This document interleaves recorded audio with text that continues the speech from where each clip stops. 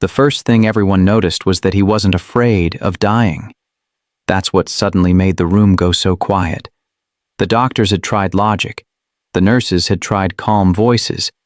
Security had tried that slow, hard tone you use on drunk men in parking lots. Nothing worked. The billionaire sat on the edge of the hospital bed, blood soaking through the white sheets, his jaw tight, his eyes sharp, his back straight, like pain had no right to touch him. Imagine standing in that room and choosing to stay silent. If you were there, would you speak up or look away? Hi viewers, kindly tell us where you're watching from and what time it is. Warm welcome to the family. Enjoy the story. No one touches me, he said again. Not loud, not angry, just final. The monitors screamed, numbers flashing red warnings that made the young nurse by the wall bite her lip and stare at the door. Two men in tailored black suits stood there, blocking the exit. They never spoke. They never moved. They just watched. Not security, not family. Something colder. Even the head doctor kept glancing at them. Sir, the doctor said, voice shaking, if we don't act now, you won't make it through the hour. The billionaire smiled. I won't make it, he said. If you do. The room froze. Everyone understood what he meant, and nobody had the courage to say it out loud. Near the back wall, half hidden behind an IV stand, McKenna watched in her plain uniform, hands folded, face calm. She had followed the gurney in on instinct, and nobody noticed her enough to push her out. She had cleaned this man's penthouse for 3 years. She knew his cologne, the pattern of his shoes on marble, the way his voice sounded when he was bored or angry. She had never seen fear in his eyes. What she saw now was something else. Calculation. The doctor reached for the tray again. Sedate him, he whispered to the nurse. We'll restrain him and try it, the billionaire cut in, eyes flicking to the suits and then back to McKenna. See who dies first. His gaze locked onto hers like he had just remembered something very old, very buried. You, he said softly. Step closer. McKenna's heart hammered, but her feet moved. One step, then another. The suits tensed but didn't stop her. The whole room watched this quiet black maid walk toward the richest man in the building. She leaned in, close enough to feel his breath on her cheek, and spoke 6 low words meant only for him. His fingers clenched in the sheets, the color drained from his face. For the first time since he'd arrived, the billionaire slowly lay back down on the bed. Nobody understood why he obeyed her, and no one in that room knew those 6 words were never meant to save his life. They were meant to end it. McKenna was still standing beside the bed when the heart monitor slowed, not because the danger had passed, but because the room had learned to obey him. The doctor stepped back. The suits relaxed. The nurses breathed again. Only McKenna stayed still. This was how her days always started. Quiet. Invisible. She arrived before sunrise, rode the service elevator, nodded at people who never learned her name. She cleaned glass tables, folded towels, erased fingerprints from lives that were never meant to be touched. Nobody noticed her unless something was missing. In the penthouse, she followed the same path every morning. Shoes by the door, coffee cup by the window, the locked office that stayed. Locked even when the rest of the world burned. She never opened it. She never needed to. The morning everything changed. She saw the blood before she saw him. A thin red line across white marble. Too neat, too careful. Blood didn't look like that unless someone tried to hide it. Elias Crown sat at his desk, pale, breathing slow, his hand pressed tight to his side. Leave, he said without looking up. McKenna didn't move. She called for help because silence had already taken enough from her life. Now in the hospital room, Elias turned his head just enough to look at her again. Not at the doctors. Not at the men in black. At her. You shouldn't be here, he said. That's not my choice, McKenna answered. His eyes narrowed. You're not afraid of me. McKenna met his gaze. I know what fear looks like. Something cracked behind his eyes. Small, fast, real. Around them, machines hummed. The suits whispered into their sleeves. The doctor pretended not to listen. Some people are ignored until it's too late. If you've ever felt unseen, you already understand this room. McKenna had learned long ago that being unseen was a shield. When people talk around you, they reveal themselves. They say what they would never say if they felt watched. Standing there, she wondered how many times she had wiped blood like this and never asked why. Would you have asked? Elias watched her too closely now. His control slipped for half a second, and everyone felt it. The men in black shifted their weight. The doctor cleared his throat. Fear moved through the room like a low sound, not loud, just present, waiting. McKenna felt the past pressing forward, asking her if she would stay quiet again this time. In this room. Elias swallowed. That thing you said? He murmured, keeping his voice low. It wasn't a threat. McKenna shook her head. It was a reminder. A reminder of what? He asked. She leaned closer, her voice steady. That words don't disappear just because you bury them. His breathing changed, faster now, shallow. I made sure no one else knew it, he whispered. McKenna straightened. You missed one. For the first time, the billionaire's hand trembled. He wasn't scared of dying. He was scared of where that sentence came from. Chapter 3. The first man in black shifted his foot, and the room felt it before anyone saw it. Not a threat. Not a move. Just enough to remind everyone who was really in control. Elias noticed. McKenna noticed too. The doctor did not. They never asked questions. They never raised their voices. They didn't need to. Power sat in their stillness in the way nurses avoided their eyes, and security pretended they weren't there. One of them leaned toward Elias. Sir, this situation is becoming visible. Elias exhaled through his nose. That's why she has to go. He didn't look at McKenna when he said it. You should leave, he added, louder now, so the room could hear him. You've done enough. McKenna didn't move.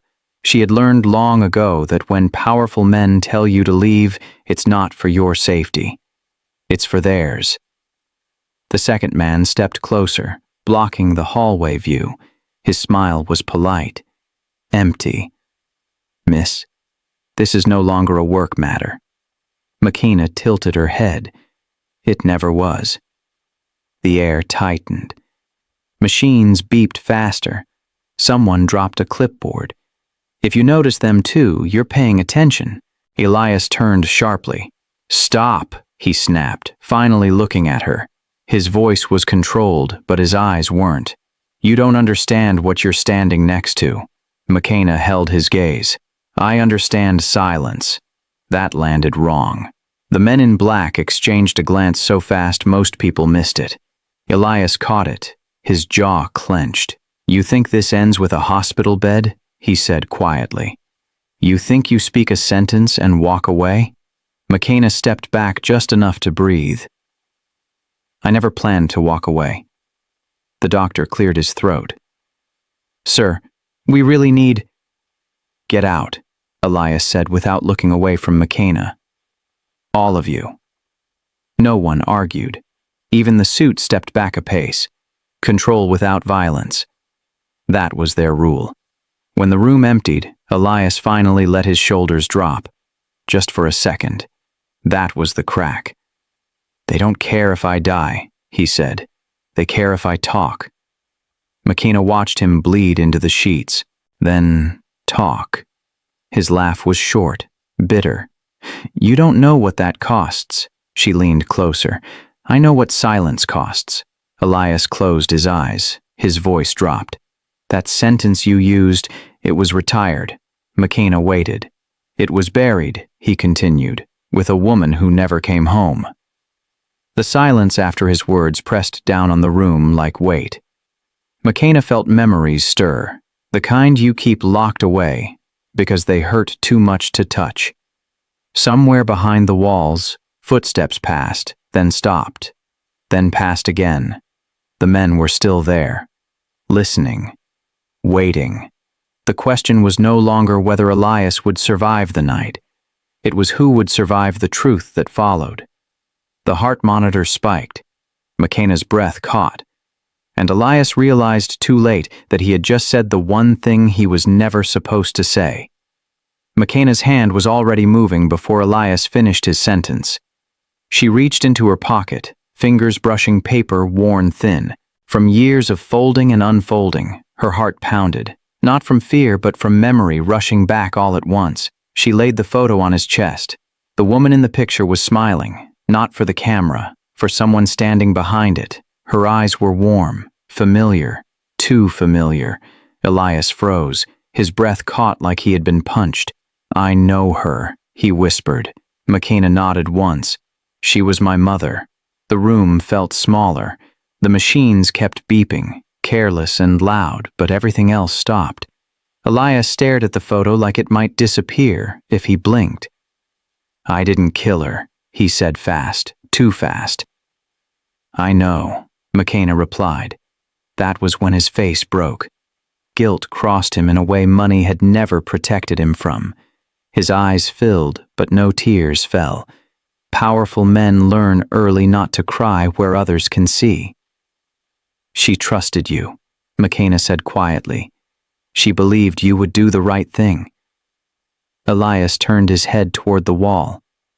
"I told her to stop digging." McKenna felt the sting rise in her chest. "You told her to be quiet." He swallowed. "I told her the truth would cost her." Some truths hurt more than lies. If you've ever learned that the hard way, you already feel this moment. McKenna stayed still. No yelling, no shaking hands. She had practiced this silence for years, the kind that keeps you standing when everything inside wants to collapse. "You promised her protection," McKenna said. "You promised her a way out." Elias's voice dropped. "I promised what I could." "And when it wasn't enough?" she asked. He didn't answer. Outside the door, footsteps paused. One of the men in black whispered something low.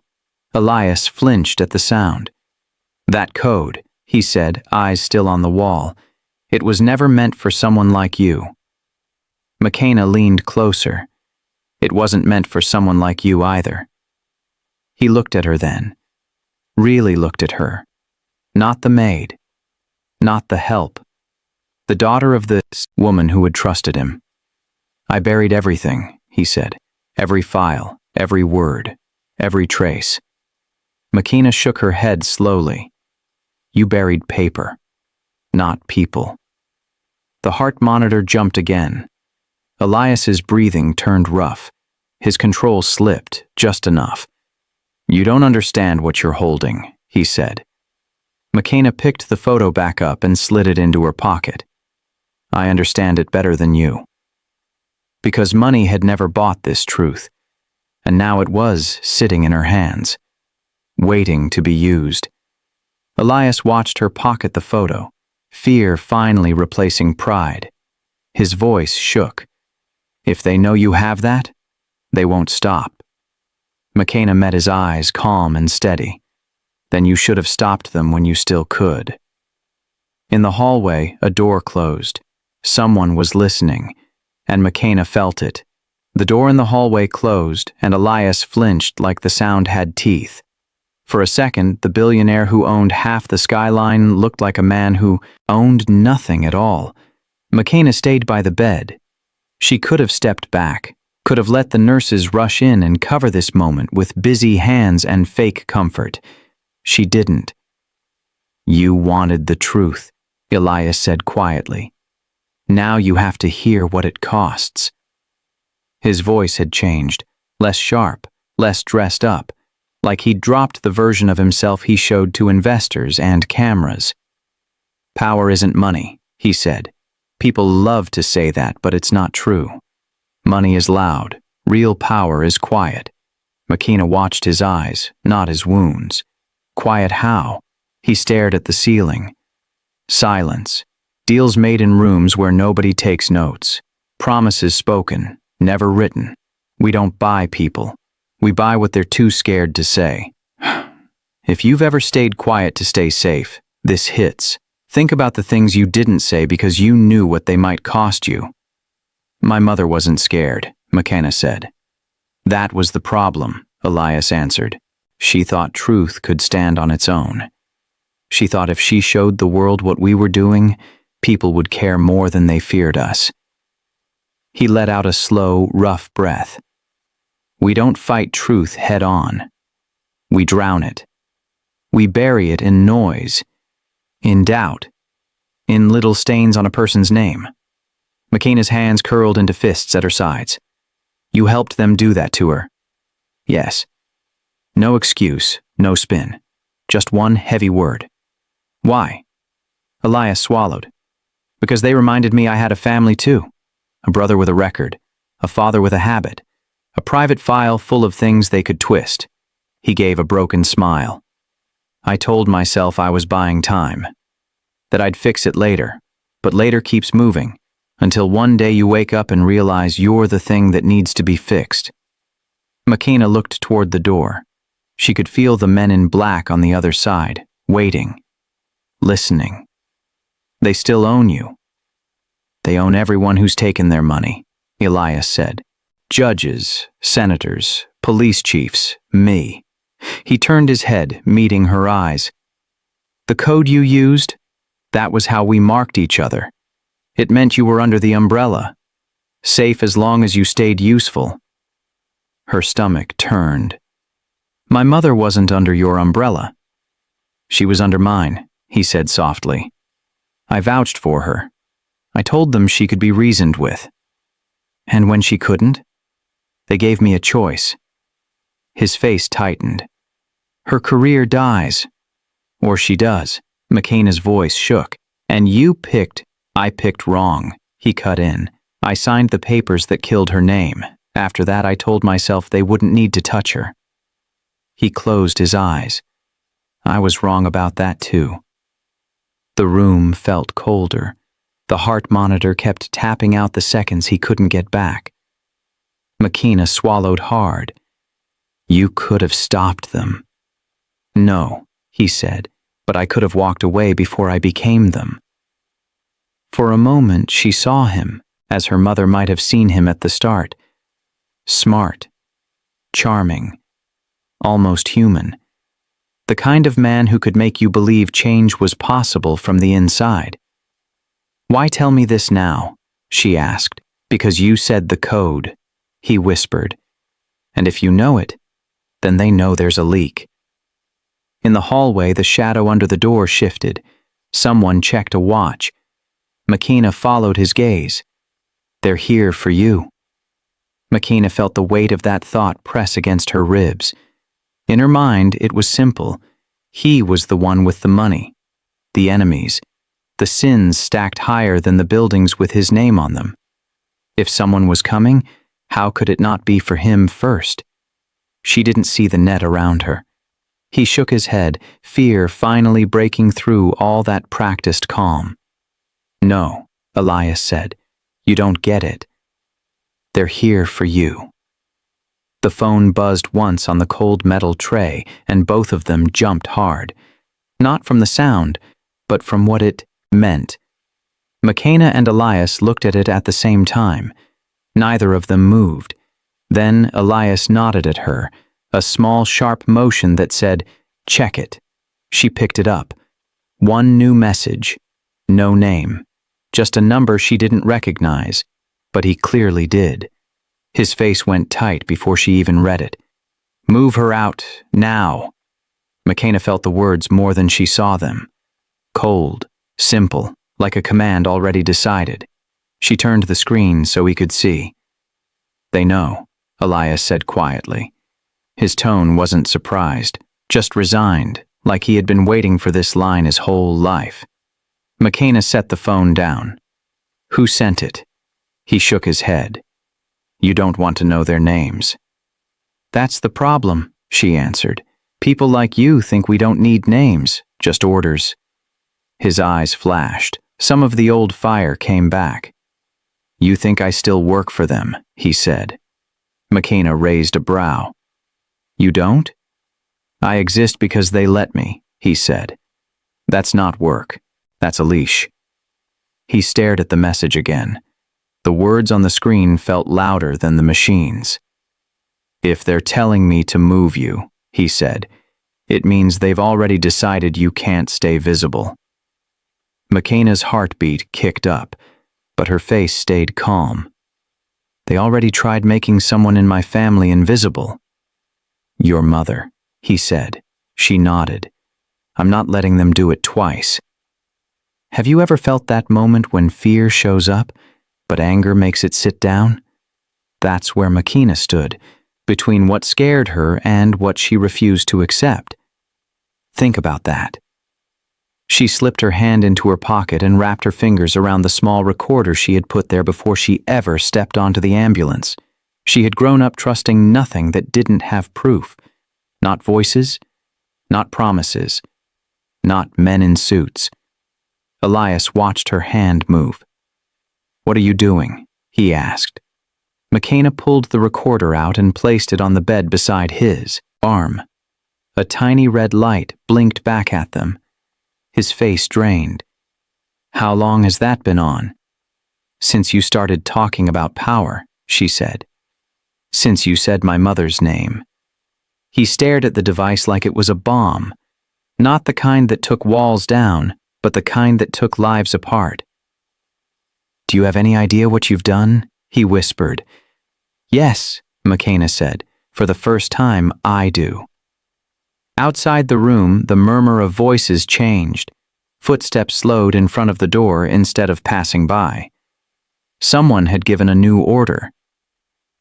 "If they find that recorder," Elias said, voice dropping to a raw edge, "you don't get arrested. You disappear. There's a difference." McKenna didn't look away. "If I erase this, do they bring my mother back?" He had no answer. The silence that followed hurt more than any truth he could have spoken. "You're trapped now," she said softly. He let out a bitter laugh. "I've been trapped for years. The difference is you're in here with me." The red light on the recorder kept blinking, counting seconds they couldn't undo. In the hallway, shadows under the door shifted. The two men in black stopped pretending to be patient. A firm hand reached for the handle. The phone buzzed one more time, and then came the knock on the door. The first thing through the doorway wasn't a person. It was the feeling that whatever happened next could not be undone.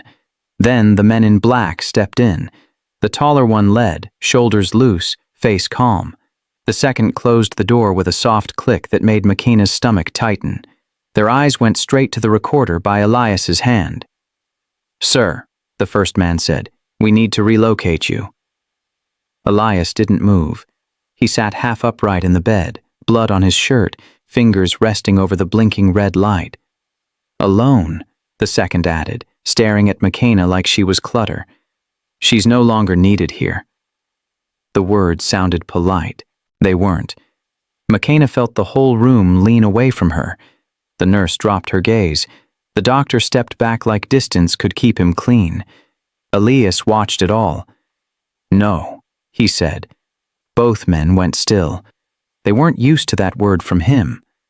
"Sir, this is a security matter," the first replied. "We can handle the rest." Elias shook his head. "She stays." He said it to them, but his eyes never left McKenna's. There was something new in his look, choice, not habit.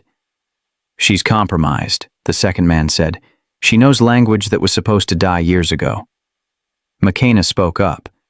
"I'm right here. You can talk to me, not around me." He smiled without warmth. "You won't be here long enough to matter. If you've ever heard people talk like you're already gone, you know how that line feels. It doesn't shout. It presses." Elias lifted his hand, showing more of the recorder. "You touch her," he said. "This leaves the room." The taller man's eyes narrowed. "Where?" Everywhere, Elias answered. I still own a few wires they don't. The red light blinked between his fingers. You won't do it, the second said. You burn us, you burn yourself. Elias gave a tired half-smile. Look around, he said. I'm already burning. From the hallway came a new sound, heavier boots, radios, clipped commands cutting through the usual hospital noise. The first man glanced toward the door. Who did you call? I didn't call anyone, Elias said. You made enough enemies on your own. One thing about truth. When it finally steps out, it doesn't walk. It shakes the floor. When the truth comes out, everything shakes. The taller man moved closer to the bed. Give us the device, he said. We'll make sure the girl gets home. Safe. McKenna laughed once, low. My mother trusted that sentence too. Elias saw the flicker in his eyes. New order, he said. She's under my protection. If anything happens to her, that recording goes live. You're bargaining with the board? The second asked. I'm bargaining with what's left of my soul, Elias said. They can afford my fall. They can't afford what I know going public. Somewhere down the corridor, a voice shouted, Clear the wing! The glass wall vibrated as someone hit the outer door. Open up! Federal agents! The men in black whipped their heads toward the sound. Real fear flickered across one face, then vanished.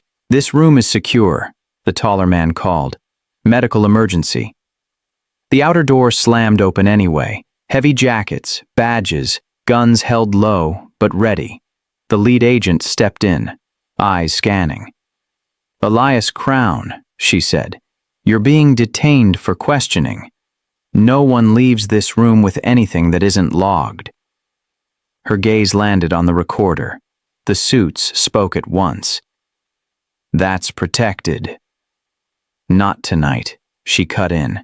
Agents moved fast, splitting into motion. One toward Elias, one toward the men, one toward the machines. The old quiet order shattered under new voices and new rules.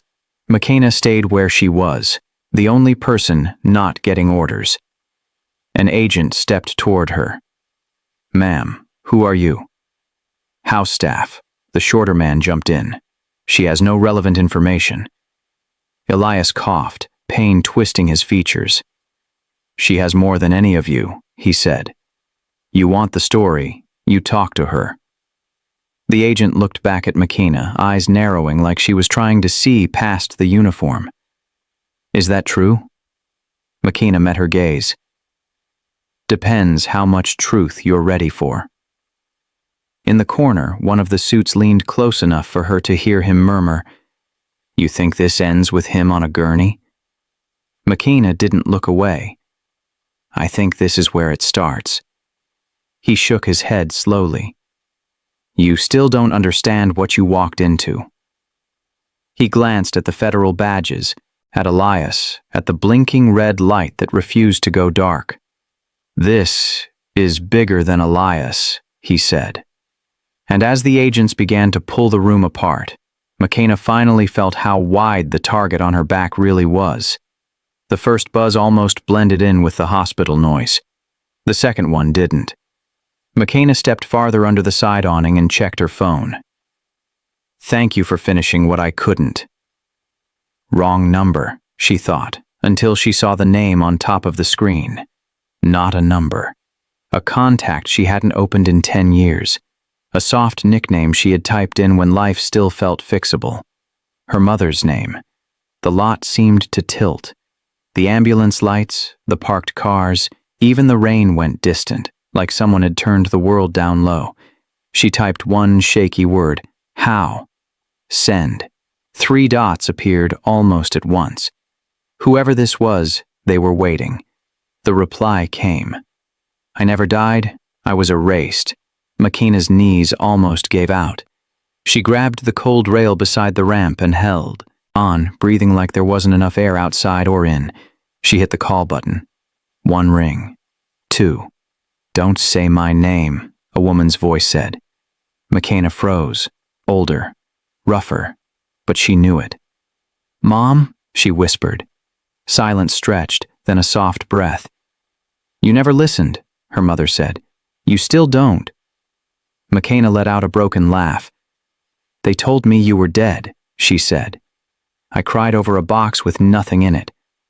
"They needed you to believe it," her mother replied. "Grief sits still. Questions don't." "Where are you?" McKenna asked. "Why didn't you come back for me?" "You think I stayed away because I didn't love you?" her mother said quietly. "I stayed away because they promised if I showed my face, you'd vanish next." McKenna pressed her forehead against the rail. "So, you left me alone." "I left you alive," her mother answered. "Best choice I had." Paper rustled on her end. "I saw the alerts," her mother said. "Elias Crown in custody. Hospital locked down. Your name listed as key witness." "How do you even see that?" McKenna asked. "Because I never stopped watching them," her mother said. "The board. The ones behind him. The men who signed my erasure."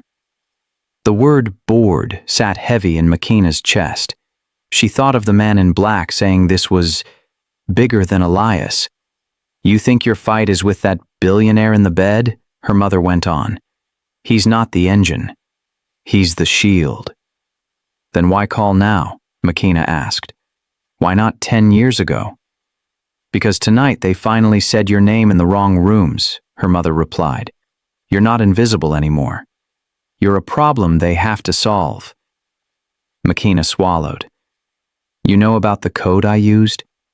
Her mother gave a short, dry laugh. "I taught it to him. Thought I could survive inside their world if I learned their language. I was wrong." A dark car rolled slowly along the far edge of the lot, windows tinted. It didn't park, it just crept and watched. You feel that in your bones right away.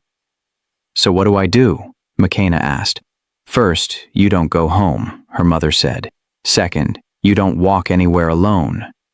Third, you don't trust anyone who tells you this is for your safety." The car's headlights dimmed but stayed on. "You think they're only after Elias," her mother said, voice lower now. "They already have what they need from him." McKenna followed the car with her eyes. "Then who are they after?" This time the silence on the line felt like an answer. When her mother finally spoke, the tiny hope in McKenna's chest turned cold again. "They're watching the hospital," her mother said softly. "They're watching you." The car was still there when McKenna lifted her head, idling like it belonged. Not parked, not hiding, just waiting, confident enough to be seen. The rain slid down its windows in slow lines, turning the lights into soft blurs that made it harder to judge distance. Her mother stayed silent on the line, letting McKenna look. Sometimes warnings work better when no one fills the space. "That's them, isn't it?" McKenna asked. "Yes," her mother said. "And not the ones you saw inside." McKenna's eyes stayed on the car. "Then what was Elias?" "A wall," her mother replied. "A loud one. Meant to be hit first." The words settled heavy. Inside the hospital, Elias was being treated like the center of the storm. Outside, the storm was calm. "He wasn't the villain," McKenna said almost to herself. "No," her mother answered. "He was the shield they hide behind. Rich enough to take the blame. Powerful enough to distract the public. Disposable when needed." McKenna felt something shift. Anger gave way to clarity, and clarity was worse. It meant the fight wasn't over. It meant it had barely started. "So, who's left?" McKenna asked. "The board," her mother said. "They don't sign emails. They don't give interviews. They don't get arrested. They sit above everything and let men like Elias bleed for them."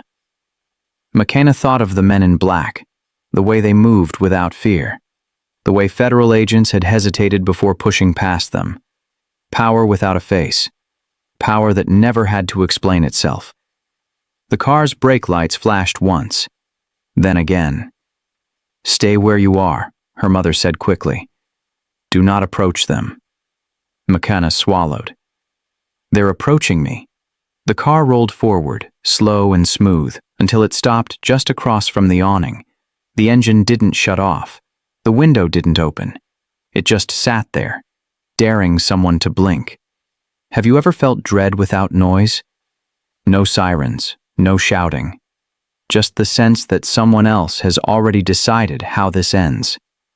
A nurse rushed past McKenna, talking into a phone, eyes wide.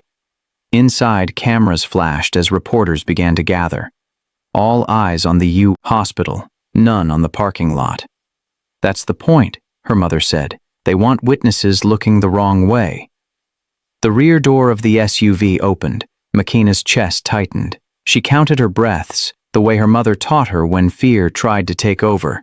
In for 4. Hold. Out for 4. A polished shoe touched the pavement. Then a man stepped out. He didn't rush. He didn't scan the area. He adjusted his jacket like he had all the time in the world. Mid-40s, calm eyes, a face built to be trusted. He looked straight at McKenna and smiled. "McKenna," he said, like they were old friends. "We need to talk." Her mother's voice dropped to a whisper. "That's one of them." The man held his hands open, empty. No weapon. No badge. No hurry. McKenna felt the full weight of it then. Elias in a hospital bed. Agents in the hallway. Cameras pointed the wrong direction. This wasn't about one billionaire. This was about who never had to bleed. Every lesson her mother taught her came rushing back now, sharp and clear, telling her that monsters rarely look like monsters, and the most dangerous ones always arrive smiling, calm and certain. You will listen because they already believe silence has chosen their side tonight without witnesses.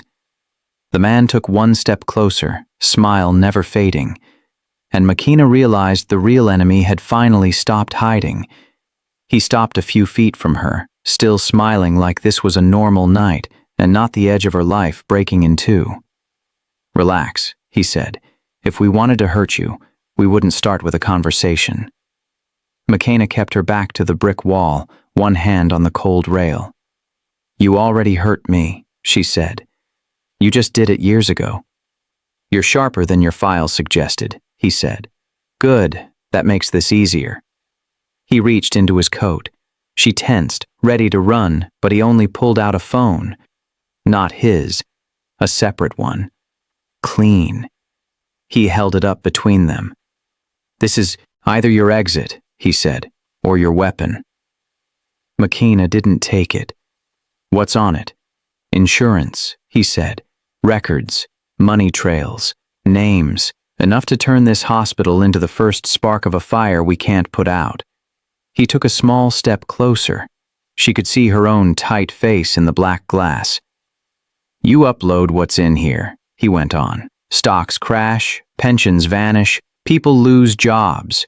Your story becomes the reason some kid doesn't eat next month." He let that sink in. "Or," he said, voice soft now, "you disappear. New name.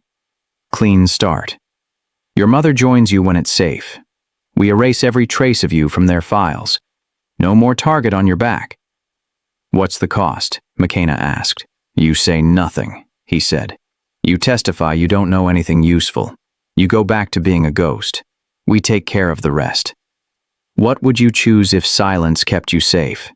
It's easy to judge from the outside. Harder when it's your life, on the line right now, too. "And if I don't?" she asked, his smile thinned. "Then you're not around long enough to see what happens next." The rain fell harder now, beating against the awning, filling the space between his words. Inside, sirens and voices blurred together. Out here, it was just them. McKenna finally took the phone. It was heavier than it looked. She could feel the weight of every person tied to those names, guilty and innocent. "You're giving me this?" she asked. "I'm letting you see it," he said. "The moment you push that icon, you can't take it back. There is no half-truth with this kind of thing." The screen lit up with one touch. A simple app. One button. Release. "Your choice is simple," he said. Carry the truth and crush everything under it, or walk away and let someone else carry that weight. Makina thought of Elias on the bed, bleeding for them. She thought of her mother, living like a shadow so she wouldn't have to bury a child. She thought of every time she'd been talked over, stepped around, treated like the room's furniture. "You built this," she said. "You broke things and called it business. Now you want me to be scared of cleaning up your mess?" He shrugged. "Fear keeps the world spinning." "Maybe it needs to slow down," she said. He studied her like she was a puzzle he hadn't expected to enjoy. "Last chance. Take the quiet life. Or light the match." Makina looked at the screen, at the button that could blow their world open, at the life she might never have if she touched it. Her hands stopped shaking. She knew exactly what her mother would beg her to do. She knew exactly what that little girl at an empty funeral would want instead. Makina drew a slow breath and made her decision. The voice came back before the guilt did. Makina sat at her small kitchen table, the stranger's phone in front of her, the release button still glowing on the screen. She hadn't touched it yet. She just stared at it like it might reach up and decide for her. Her own phone buzzed on the counter. She almost ignored it. Then she saw the name. Mom. The air left her chest all at once. She snatched it up with shaking hands and hit accept. "You took the deal," her mother said. "No hello, no warm reunion, just that." Makina closed her eyes. "I took the phone," she said. "I haven't used it." "That's the same thing to them," her mother replied. "Once you hold their secrets, you're part of the game." "You're alive," Makina whispered. "You let me bury an empty box and you're sitting somewhere talking about games." On the other end, silence, then a tired breath. "If I had come back, you would have been the one in the box." Makina stood and paced the small room. "You could have trusted me." "I did," her mother said. "That's why I stayed gone. I knew you'd grow up asking questions. I knew you'd see what they tried to hide. Kids like you don't stay quiet forever." Relief and anger crashed into each other in Makina's chest. It was a strange kind of joy, hearing the voice she'd begged God for. It was also a new kind of betrayal. "Elias talked," Makina said. "I recorded him." "I know," her mother answered. "They're already moving pieces." "You shook their table." Makina looked at the glowing button. "This phone could end them." "It could end a lot of people," her mother said. "Not just the ones who deserve it. You push that, and it's not just billionaires who bleed. It's workers, families, people who didn't even know who they were earning for." "What do you want me to do?" Makina asked. "Go back to cleaning their floors and pretend I don't know what I know?" Her mother's voice softened. "I want you to live. That's all I've ever wanted." Makina stopped pacing. "You want me to be quiet?" "I want you to be smart," her mother said. "They survived every headline I ever printed. They survived every whistleblower before you. The board doesn't lose. They adjust. And when they adjust, they remove whatever scared them." Makina felt the truth in that. She also felt the old rage. "So I'm supposed to be grateful you disappeared?" "No," her mother said. "You're supposed to understand why I did." Have you ever loved someone and still wanted to scream at them? That was the space Makina stood in now, holding the phone in one hand and her whole childhood in the other. "They're not just watching anymore," her mother went on. "They're moving. Tonight buys them time to decide what you are, a tool or a threat." "What am I to you?" Makina asked. There was a long pause. "You're the one thing I couldn't protect without breaking you," her mother said, "and now they know exactly how strong you are." Makina's eyes stung. "I'm tired of being something they measure." "Baby, listen," her mother said quickly. "If you plan to use that phone, you can't do it alone. You need eyes on you. You need witnesses. You need..." A soft sound cut through the room, the click of her front door unlocking from the outside. McKenna's gaze snapped to the door handle as it began to turn, and someone was already inside. McKenna hit mute on the call and stared at the man in her doorway. For a long second, no one moved. Then she stepped aside, not because she trusted him, but because she needed him to feel like she might. "Get out," she said, "and tell whoever owns you I heard their offer." His brow lifted. "You'll call when you're ready to be reasonable." He turned and left like he'd just dropped off a package, not a threat. The door clicked shut. Her tiny apartment felt even smaller. McKenna unmuted the line. "You heard him," she said. Her mother's sigh crackled through the speaker. "I heard enough." "You knew they'd come," McKenna said. "I knew. They'd notice you," her mother replied. "That was always the risk." McKenna sat back at the table, phone with the release button on one side, old phone on the other. "Risk?" she repeated. "You didn't warn me. You didn't show up. You waited until I was already inside the fire." "I waited until you were strong enough to walk through it," her mother said. McKenna let out a sharp, humorless laugh. "You used me." Silence. McKenna stared at the wall, trying to decide which hurt worse. The men in suits who treated her like a tool, or the mother who had turned her into one to keep her breathing long enough to fight back. Both felt like bruises that stayed. Then, quietly, yes.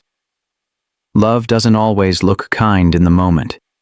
Sometimes it looks like distance, like silence, like the person you needed most closing every door because they think it might save you. If that hits you, you know this ache. "I knew they'd underestimate you," her mother continued. "Black maid in a rich man's house? They never see women like us coming unless we shout. I needed you close enough to hear things I couldn't anymore." "You needed bait," McKenna snapped. "I needed a witness they couldn't erase on paper," her mother said. "Someone who had nothing on record and everything in her head." McKenna's eyes burned. "So my whole life was strategy to you?" "No," her mother said quickly. "You were my reason. But I won't lie and say I didn't see how they saw you. Invisible, replaceable. That's the only crack I had left." McKenna pressed her fingers to her forehead. "You could have told me." "If I had told you," her mother said, "you would have run straight at them. You're brave in all the ways that get people killed in rooms like theirs." "That's not your choice," McKenna whispered. "I know," her mother replied. "That's why I'm telling you everything now." The anger didn't vanish, but it shifted. Underneath it, something else moved. Understanding, unwanted but real. Her mother had been forced to think like the men she hated, trading pieces she never wanted to touch. "They will come for me either way," McKenna said. "Quiet or loud." "Yes," her mother answered. "The difference is whether they come for one of us or both." McKenna looked at the phone with the kill switch. "If I hit this, what happens to you?" Her mother took a long breath. "That depends what I do next." McKenna's chest tightened. "What does that mean?" "It means I stopped running the day you spoke that code," her mother said. "You pulled them into the light. You did what I couldn't from the shadows." McKenna swallowed. "So what are you going to do?" Her mother's voice steadied in a way that scared her more than any threat. "I stayed alive to finish this." McKenna opened the stranger's phone like she was lifting the lid on something toxic. The release button glowed on, the screen waiting for one small push to decide what kind of woman she was going to be. "Tell me what I'm really holding," she said. On the other line, her mother took a breath. "Open the folders. Start with the ones marked funds." McKenna swiped. Rows of accounts appeared. Offshore banks, shell companies, numbers so big they barely looked real. She tapped one at random. Screenshots of transfers, signatures, a senator's name, a charity logo she had seen on buses. This isn't just them, McKenna said. This is everything. It's the skeleton under the suit, her mother replied. The money that keeps the board standing while the rest of the country leans on nothing. McKenna opened another folder, internal memos, crisis plans, lines that read acceptable losses next to words like layoffs and liquidation. They weren't lying, she muttered.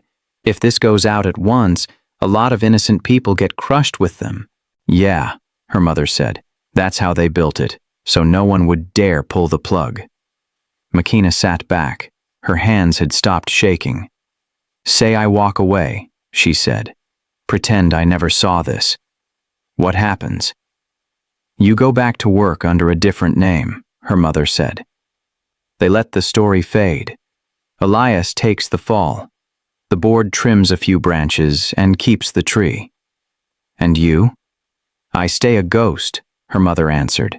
They keep me alive as long as I'm useful or quiet. McKenna looked around her kitchen. The sink, the peeling paint, the chair with the crooked leg. She thought of the penthouse floors she polished, all the quiet she had swallowed to keep a paycheck. Then she pictured that empty coffin. Her own hands on the fake wood. Her younger self lowering flowers onto a lie. Maybe I owe them nothing, she said. Maybe I owe that little girl everything. Her mother's voice broke. Whatever you choose, she said, don't do it halfway. That's how they trap you, half brave, half scared. You have to pick. McKenna stood. She moved slowly, like each step was its own decision. She carried the phone to her old laptop by the window. The city light stared back through the glass. What are you doing? Her mother asked. I can't outrun their system, McKenna said, so I'm going to talk to the people it sits on. She opened her laptop, started a live stream window, and propped the phone so the camera could see her face. No makeup, no filter. Just a black woman in a rented kitchen, holding a truth people pretend doesn't exist. Once you go live, there's no recall, her mother warned. There was never a recall for us, McKenna answered. They already rewrote your life. I'm just writing mine out loud. She took one last look at the release button. Maybe the board thought that was the only way to use the phone. All or nothing, blast or bury. McKenna thought different. There was a third way. People will hate you, her mother said. They'll say you caused the damage, not the ones who built it. Let them talk, McKenna said.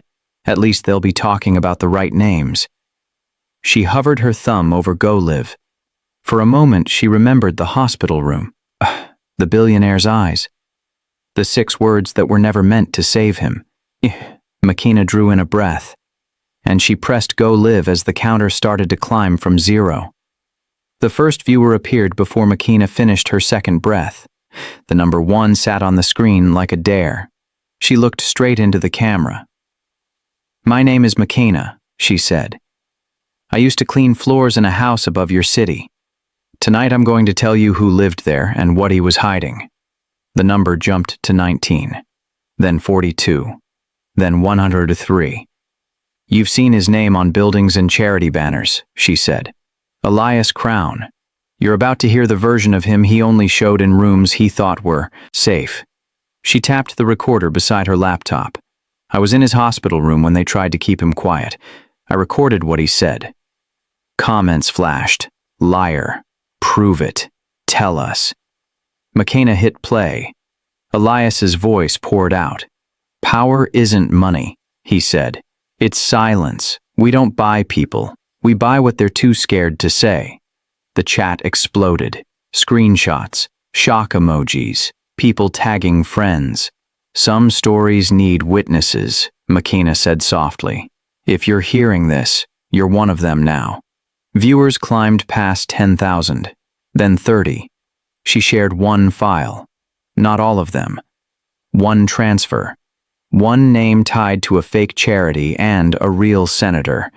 Enough to prove this was real without setting the whole building on fire at once.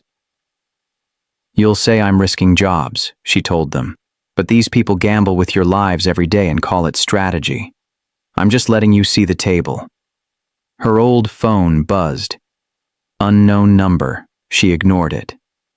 In her ear, her mother whispered, "Keep it steady. Don't flood them. One brick at a time." McKenna nodded. "You want to know why I'm doing this?" she asked. "Because 10 years ago they told a little girl her mother was dead when she was just inconvenient." The chat slowed. "This is her voice," McKenna said. She held her phone near the mic. Her mother's recorded words came through, talking about the board, the code, and how they erase people who talk too loud. Some viewers cried in the comments. Some called her crazy. Some dropped their own stories about bosses and judges who never seemed to answer to anyone. For a moment, the validation felt warm. Then it turned sharp. The more people believed her, the more dangerous she became to the ones she was naming. The counter hit 50,000. Then more. Clips were already being ripped and shared. A hashtag with her name crawled up the screen. "Have you ever watched your life stop belonging only to you?" That's what it felt. Like sitting in that small kitchen while strangers pulled her story apart and passed it along. Her mother's voice in her ear, "They see you now. They can't bury you quietly anymore. That's good and bad." "Bad how?" McKenna asked, still talking to the camera, explaining how the money moved in circles that never touched the people who earned it. "Because when they can't erase you," her mother said, "they try to break you where everyone can see." Something shifted in the hallway outside, a shadow under the door, a soft scuff of a shoe she didn't recognize. The chat begged for more files, names, details. Some told her to run. Some told her to keep talking for the truth. McKenna swallowed and held the camera's gaze. "I'm not done," she said. "This started in a hospital room with a man who thought he was untouchable. It ends." A sudden knock cut through her sentence. Not loud. Final. The door handle began to turn. The door swung inward before McKenna could stand. The gun came first. Black, steady, close enough that she could see the dull wear on the grip. The man holding it didn't rush. He didn't shout. He stepped inside like he had done this 100 times and never needed to explain himself. The live chat froze for a second, then exploded. McKenna didn't scream. Her body went cold, like fear had shut every other system down. She lifted her hand slowly, careful not to block the camera. "If this stream cuts," she said calmly, "everything I showed tonight goes public automatically." The man's eyes flicked to the laptop, then back to her. "Turn it off," he said. Behind him, another figure moved into the light, smaller, slower, familiar. McKenna's breath caught. Her mother stepped forward, hands raised, face older than McKenna remembered, but unmistakably real. "Lower the gun," her mother said. "It's already too late." The man hesitated. That half-second mattered. "You lied to me," McKenna whispered. "You said you were staying hidden." Her mother looked at her with something close to pride.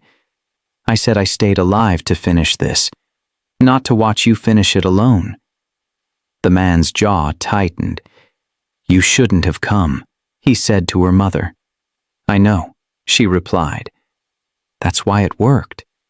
Sirens wailed somewhere far off, or maybe they were already in McKenna's head.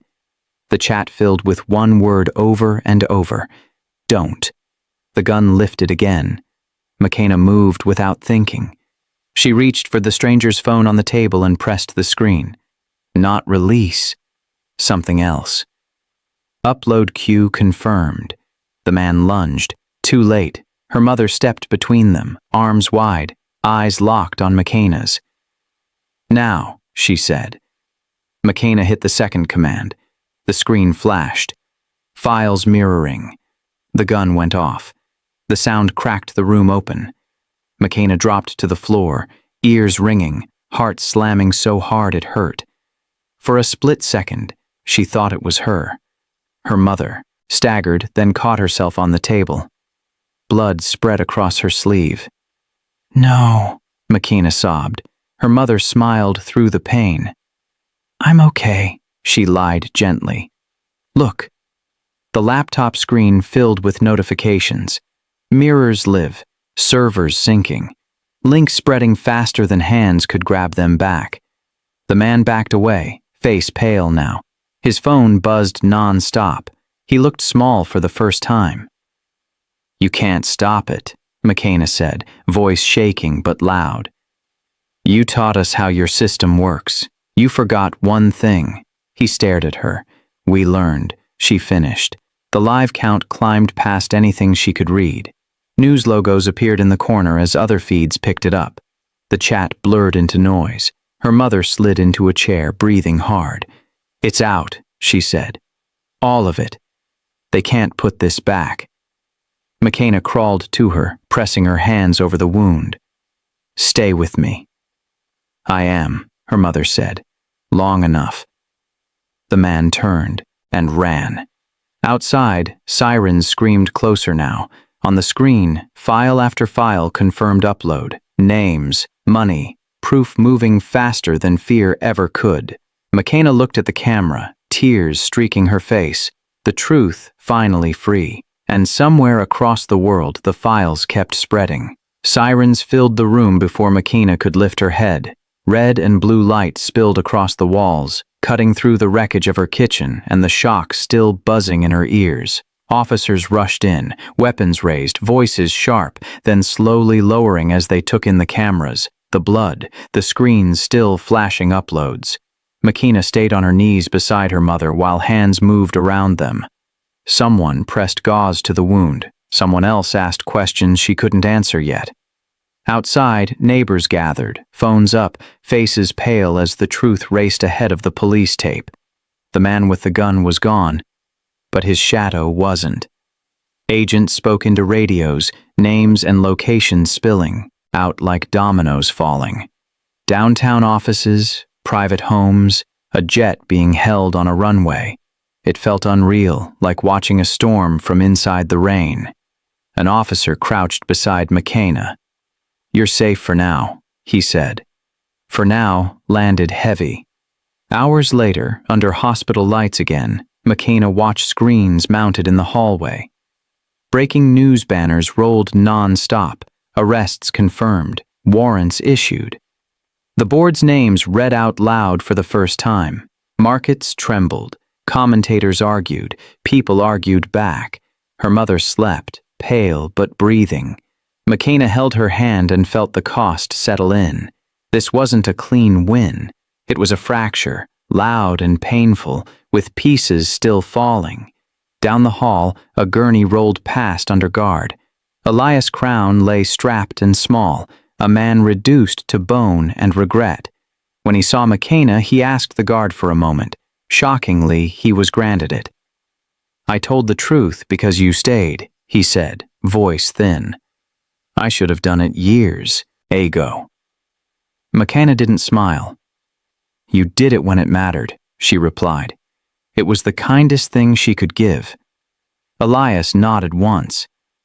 They'll say I was the monster, he said. Let them. Monsters are easier than systems. As they wheeled him away, he met her eyes again. Don't let them turn you into a headline, he added. They'll try. She watched him go, feeling relief and weight mix in her chest. Power had fallen, but gravity remained. By morning, the world knew her name. Strangers sent thanks, others sent threats. Support and hate braided together until it was hard to tell them apart.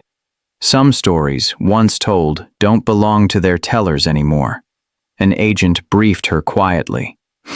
This is big, he said, but it's not everything.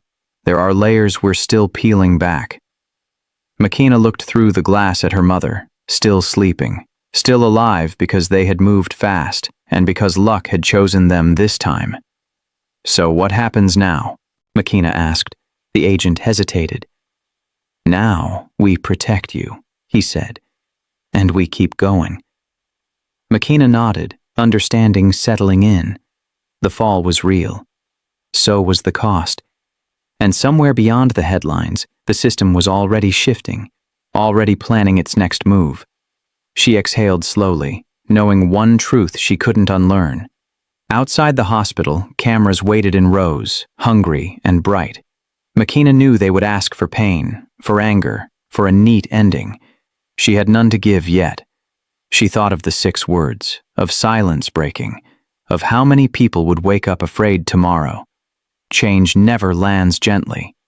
It lands and keeps landing. She straightened her shoulders, ready to carry what came next, even if it meant walking forward without applause, protection, or sleep. Because courage does not end danger, it only changes who faces it. Tonight proved that truth. Fully. Not over. The gavel hit wood again and again, but the courtroom didn't quiet the way judges like to believe it. Does. Cameras clicked, pens scratched. People shifted in their seats like they all knew this was one of those days that would end up in history clips and school debates. Makina sat behind the railing, not at the defense table, not at the prosecution's side. Somewhere in between. The seat they give you when you're both witness and reason, the whole room is full. On the stand, a former board member adjusted his tie and tried to sound like he had always wanted to tell the truth. The prosecutor played a clip from Makina's live stream. The man winced when his own name came out of Elias's recorded mouth. "Did you authorize these transfers?" the lawyer asked. "I signed papers based on information I was given," the man said. "That's not an answer," the judge replied. It went like that for weeks. Men who once moved money with a phone call now moved their tongues around words like misled and confused. Some were convicted. Some walked out into waiting cars with dark windows. Justice came, but not evenly. It never does. Outside, people argued in streets and comment sections. Some called Makina a hero. Others called her reckless, said she broke the wrong things on the way to breaking the right ones. If this moved you, someone else needs it. That's what she kept thinking when strangers hugged her or glared at her like she had personally shaken their paychecks. Her mother healed slowly, arms stiff, scars rising like new lines in an old story. Some nights they watched the news together, volume low. Some nights they turned it off and sat in silence, letting the cost breathe. One afternoon, a plain envelope arrived at the small mailbox outside their door. No return address. Inside was a single sheet of paper, thick and expensive. The handwriting was neat. "Truth is heavier than money. Thank you for carrying it." E.C. Makina stared at the initials. "He wrote from inside?" she asked. Her mother nodded. "Prisons still have mail," she said, "and some men only find their real voice when the door locks behind them." Makina pinned the note on the wall by the table. Not as a trophy. As a reminder that everyone in this story had paid a price, even the ones who had started on the wrong side of it. Life didn't snap back to normal. Prices jumped, jobs shifted, new faces stepped into the spaces the board members left behind. Some promised to be better. Time would test that. Makina went back to work, but not to cleaning houses. She spoke in churches, schools, small community centers where folding chairs squeaked and microphones hummed. She told her story the slow way now, with room for questions. "What do we do?" people asked. "Pay attention," she said. "Ask who profits. Ask who disappears." She never pretended the system had fallen. It had just been seen. For some people, that was enough to start changing how they moved through it. One night, long after another long interview, Makina sat alone at the same kitchen table where it had all begun. The laptop was closed, the cameras were off. The city outside seemed quieter than usual. Her phone buzzed on the table, a number she didn't recognize, no name. She almost ignored it. Then the message preview lit up. 6 words, the same pattern, the same code, back again on her screen, waiting, like a door she thought closed forever. The message sat on her screen like a ghost finally deciding to knock. Makina stared at the 6 words, the same order, the same rhythm. The old code that once meant you belonged to them, whether you knew it or not. Her body remembered fear before her mind argued back. Her chest tightened, her throat went dry, and she felt again like the maid in the corner who was never supposed to speak. Then she breathed. Slow, steady, in through the nose, out through the mouth, the way her mother had taught her when nightmares tried to drag her back. She wasn't that woman anymore. She picked up the phone and reread the message. No name. No hint. Just the board's language, sent like a hook, testing if she would still bite. Makina typed a reply, not the code they expected. She flipped it, reversed the order, changed the tense, turned it from a quiet vow of loyalty into a clear warning. I know you. I see you. I'm not alone. Her thumb hovered for half a heartbeat. Send. The message flew out into the dark space where they used to hide. Seconds stretched. Then the dots appeared. Whoever was on the other end had not expected an answer like that. You think you won, the reply came. Makina smiled, small but real. She typed back. I think you lost your cover. She set the phone down and walked to the window. The city below glowed with all the usual lies and promises, billboards, headlines, bright signs selling hope on credit. Somewhere in that light, the board had already started to rebuild itself with new faces and old habits. The difference now was simple. People were watching. Her mother stepped into the room, wrapping a sweater tighter around her shoulders. You saw it? She asked. Makina nodded. They sent the code. And you answered? I answered in our language this time, Makina said. Not theirs. Her mother studied her face for a long moment. You're not scared? I'm careful, Makina said. That's different now. Power used to be something that moved in rooms she never entered. Now it had to move with the knowledge that she existed, that people like her were paying attention. That was its own kind of threat. Down on the sidewalk, a car slowed as it passed their building, then kept going. Makina watched it, then watched it vanish around the corner. She didn't flinch. She logged it. You know they'll keep testing you, her mother said, seeing if they can buy you, scare you, wear you down. They already tried all three, Makina replied. I lived. She turned from the window and sat at the table, pulling out a notebook instead, of a recorder this time. Names of community leaders, new lawyers, journalists who listened more than they talked. If they're going to keep playing, she said, then we build our own board. Her mother smiled, slow and proud. You finally sound like the woman I raised, she said. Makina tapped her pen. You raised me to see what people don't show, she answered. Now I'm raising other folks to do the same. Her phone buzzed again. Unknown number. Another set of eyes testing distance. She didn't rush to check it. She finished writing her sentence first. Only then did she look. No code this time. Just a photo of her walking into a community meeting 2 days earlier, taken from across the street. No threat attached. No caption. Just proof. And they were learning her patterns and patience. Someone was still watching. Always.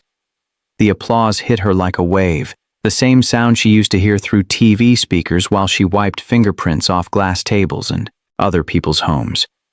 Now she was the one under the lights. Makina stood at the center of the stage, mic light glowing green, rows of faces fading into the dark. One small girl held a crooked cardboard sign that read, I believe maids. Makina took a slow breath. I was a maid in a billionaire's house, she said. That's how this started. The room went quiet. I cleaned glass while men like him wrote on it, she said. I moved quietly so they wouldn't complain. They moved money so no one could complain. They thought the difference between us was money. But it wasn't, she went on. The real difference was volume. Their voices were loud. Mine wasn't. A lot of you call me brave, she said. I wasn't brave. I was tired. Tired of burying people while the real killers cut ribbons and smiled for cameras. You saw what happened when one maid refused to stay a ghost, she said. A board fell. Some men went to prison. Some didn't. The system shook. She walked slowly across the stage. She had learned not to rush. Power listens more when you move like you belong there. It did not break, she added. When we exposed them, she said, they told me I had ruined lives. Maybe I did. I ruined the lives of people who built their comfort on other people's fear. I can live with that. What I couldn't live with was knowing and staying quiet. She scanned the crowd. You want to know the real legacy? She asked. It's not my name trending. It's every person who watched that stream and realized silence is a choice, not a fate. She stepped closer to the mic. If you're waiting for someone rich to fix this, she said, you'll be waiting a long time. The people at the top only move when the ground under them shakes. Her gaze swept the room. You are the ground. Power isn't loud, she said. It whispers. It hides. It pays people to look the other way. But here's the part they never planned for. We learned the language, we heard the code, and now we can speak back. She did not repeat the 6 words. Some doors stay shut for good. Every time you question where your money goes, she said. Every time you ask who signed what. Every time you refuse to look away when something feels wrong. That's you doing what I did in that hospital room. That's you stepping forward when everyone else steps back. From the wings, her mother watched, arms still stiff, eyes bright. Cameras flashed. This talk would be clipped and argued over like everything else. Don't turn me into a sad story you cry over and scroll past, McKenna said. Use me as a mirror. In your job, in your family, in your city, are you cleaning the room or pretending not to see the stain? And what are you going to do about it? The crowd rose, some cheering, some just standing there like they had already decided something about tomorrow. McKenna stepped back from the mic as the host walked out to thank her. She smiled, waved, and let the sound wash over her. Near the back wall, a man lowered his phone a second too late, like he had been filming her more than the speech. Plain suit, forgettable face, watchful eyes. McKenna turned toward the exit, head high. Victory hummed in her chest, but it did not make her careless. McKenna checked her phone. Another unknown number. No words yet.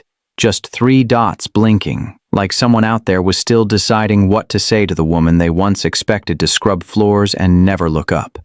She slipped the phone into her pocket, straightened her shoulders, and kept walking, holding 2 truths at the same time.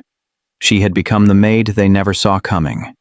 And somewhere in the dark, Power was already practicing how to whisper her name back again and again under its breath.